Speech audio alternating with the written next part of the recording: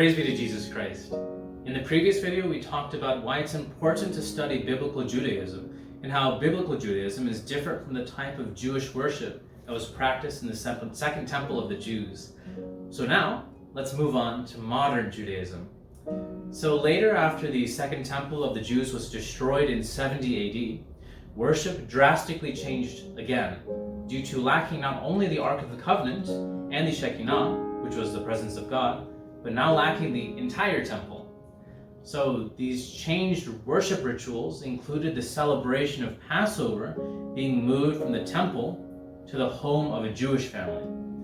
So in other words, through this move, the Passover sacrifice became instead more of a Passover meal of remembrance in the home of a Jewish family instead of a sacrifice. So thus, it's really only the worship of the first temple and the original meeting tent at Mount Sinai that most perfectly mirrors the original instructions given by God on how to worship. So through the work of video magic, maybe, we can see in these two photos the difference between the Passover celebrated by the Jews at Mount Sinai and the Jews in the first temple versus type of Passover that our Jewish brothers and sisters celebrate today.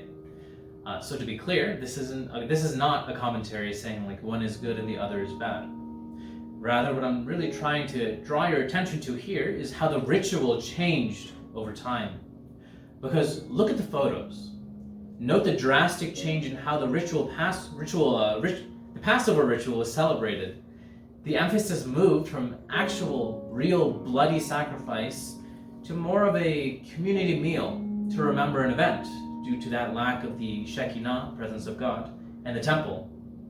And so again, the reason why this is so important is because when we look at the Eucharistic sacrifice that we celebrate in the Holy Qurbana, the roots of that sacrifice is not found in modern Judaism, but in biblical Judaism.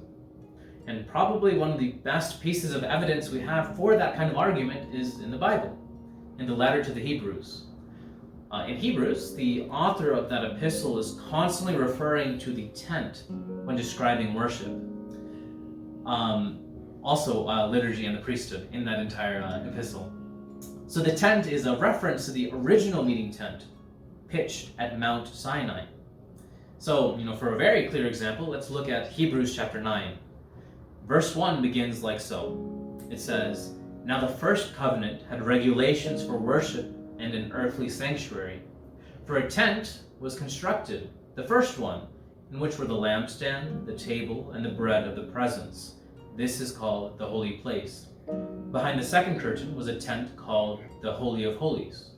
So then the author then continues to talk about the first temple, and then skipping ahead to verse 11, he says, "But when Christ came as high priest of the good things that have come, then through the greater and more perfect tent, not made with hands, that is, not of this creation, he entered once and for all into the holy place, not with the blood of goats and calves, but with his own blood, thus obtaining eternal redemption." Like, you can't really get more explicit than that. The Holy Qurbana that we celebrate, which is the Eucharist that Christ instituted for us in the Holy Church, is based on biblical Judaism, that early worship of the Jews at Mount Sinai and in that first temple. So in the next video, we'll start to explore some of those rituals, some of those parallels between that early Jewish worship and the Eucharistic sacrifice we have today. Stay blessed.